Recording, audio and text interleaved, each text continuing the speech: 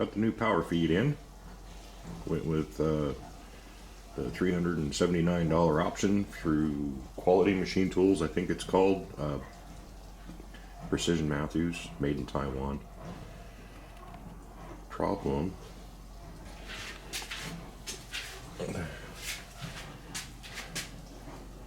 I think I may have ordered a X-axis feed instead of the knee feed, because this adapter,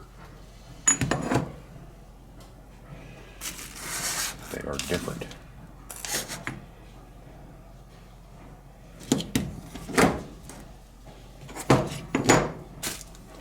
Put a bearing in here, can't put a bearing in here. They're also, this one's taller, the bolt pattern is different.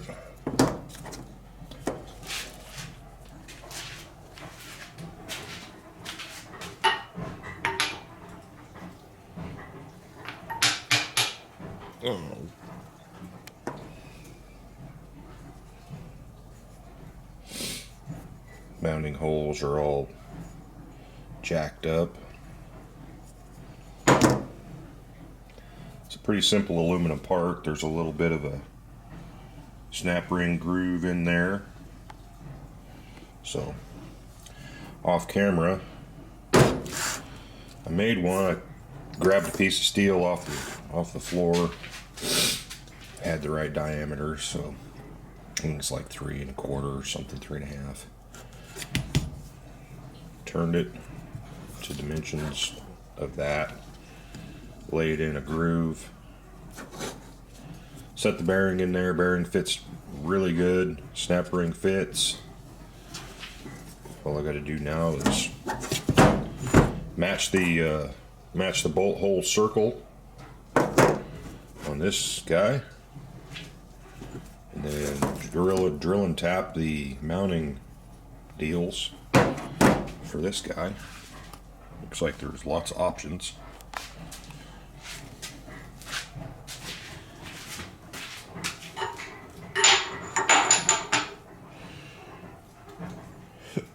That's how it's going to look right there.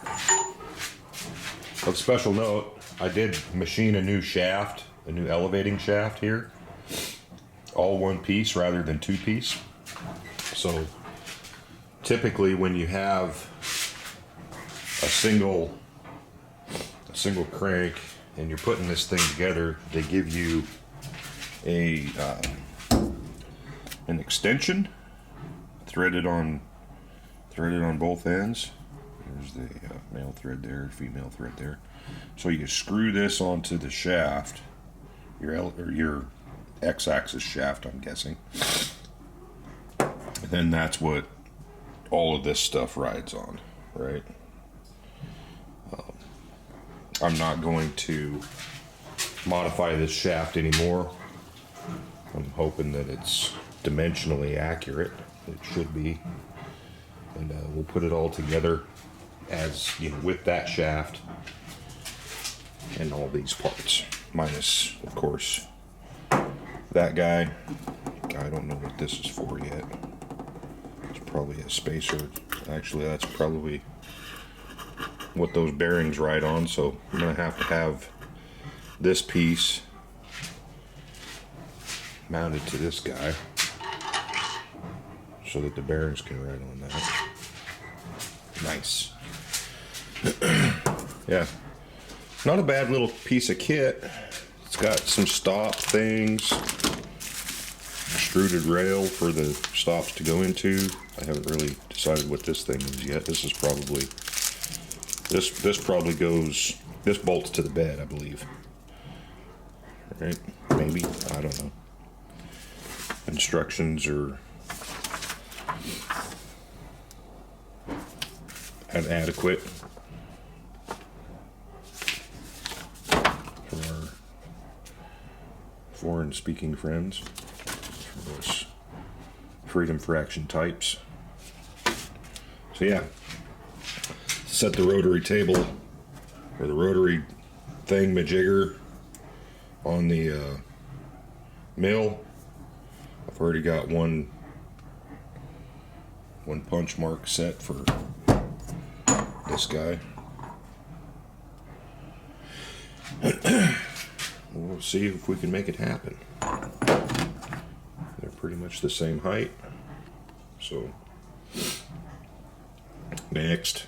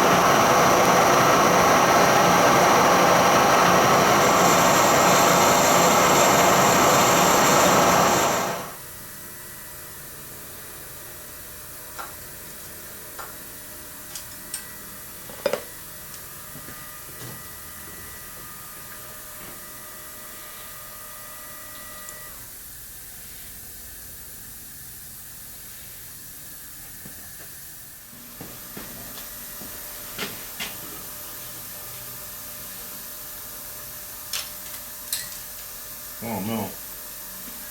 Come here, you. Hate it when that happens.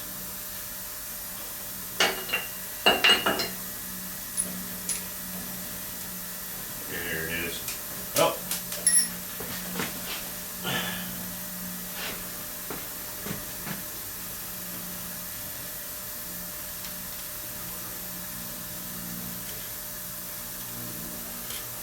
It's not going all the way down because there's knurling on the side of this cap screw.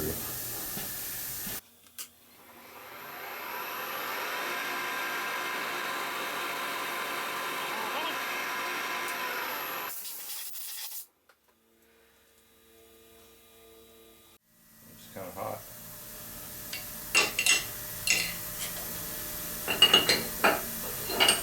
So yeah, I think this is pre-hardened 4140. It's turning like it's pretty hard.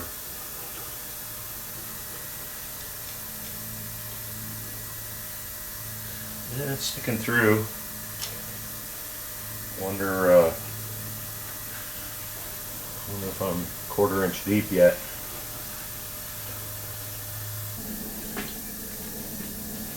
Let's de-knurl. File, drill.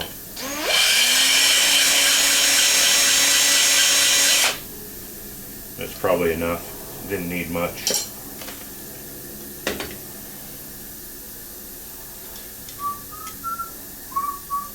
Yeah, that's fantastic. Look a little too far, but that's okay. Just go 120.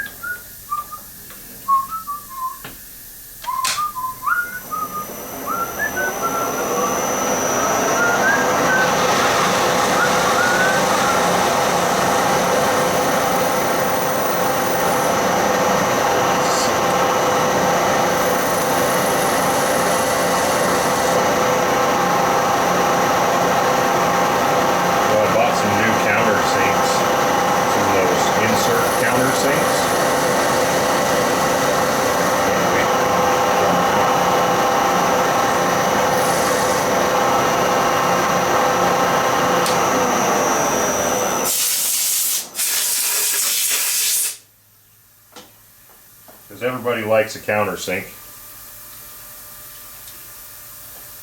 That's just right. And they're 120 degrees.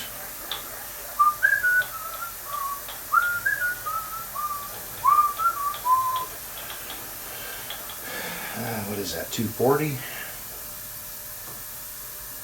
Oop. No one remembers your name.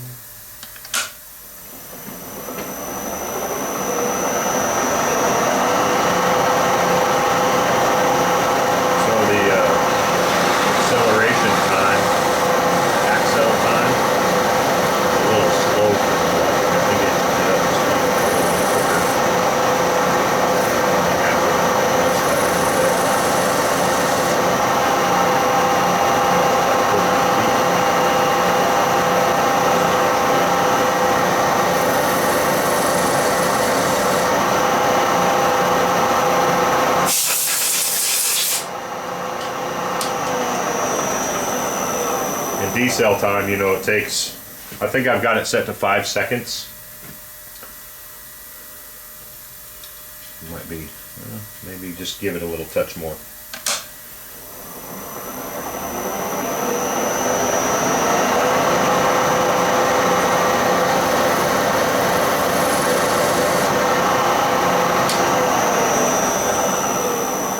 So another issue is if I were to operate the brake on this, it would backfeed current from the motor.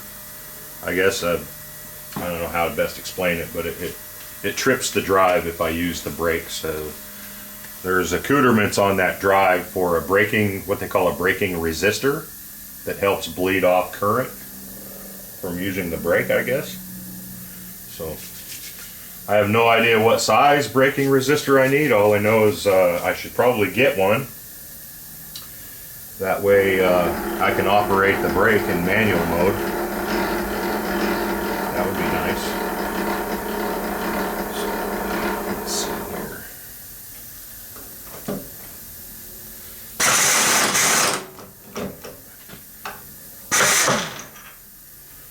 3/8 in mill. Thank you for your service.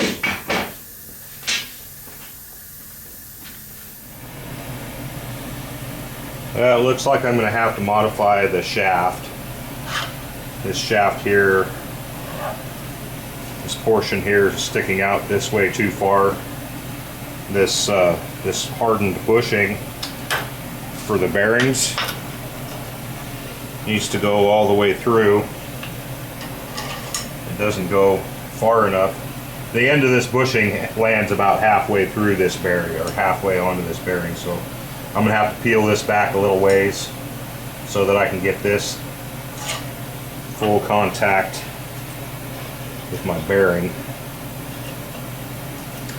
I was thinking I could use the old one, the one that came off the busted unit, because it's a different OD. It's made to go over the top of that portion, and it works. It fits good, but she no fit the bearing.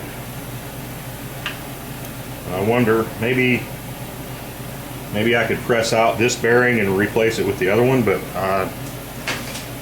I'd rather not do that. I'm not sure if it's even the same size stuff. This fits in there nice.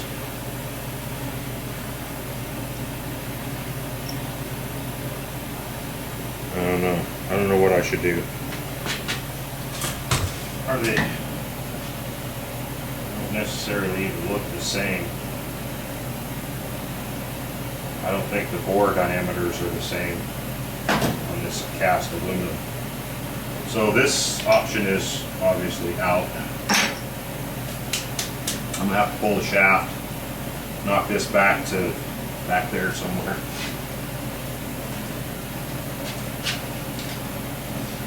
I think I'm going to have to do some reading and measuring and making sure that everything, so if I modify this, the end of this spacer, this is supposed to sit somewhere on this shaft here for spacing of the bevel gear thingamajigger, I think. Yeah, I see.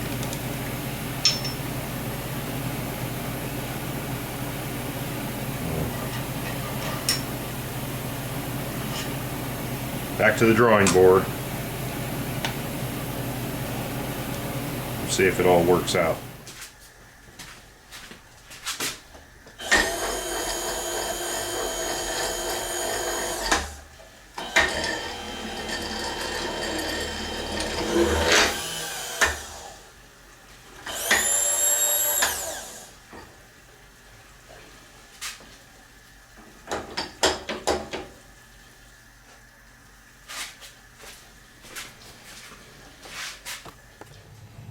I got the power feed done.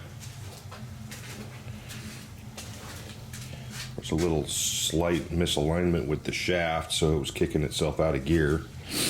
But she's all wired in. Kind of loomed up a little bit. I think when I get into this panel, I'm going to run I have a step-down transformer in there, so I think I may run some wires from the step-down transformer out to an outlet. Well, we'll reuse the existing outlet. I'll just move that outlet to this side, and then I can plug the power feed into that. The power feed is going to be separate from the CNC control, because it's just a power feed, right? There's not going to be a table knee axis lift thing. No encoders on that. The only encoders are going to be on this one, and that one up there. So got the panel mounted. That thing's pretty fancy. It's kind of a bitch getting it up there. Needed 3 hands. And then I've got all these parts here to deal with. All-in-one DC board, 24-volt supply. There's the cap and bridge rectifier deal. Changes incoming voltage to DC, or what do you call it? Alternating current to direct current. AC voltage to DC. Box of encoders that go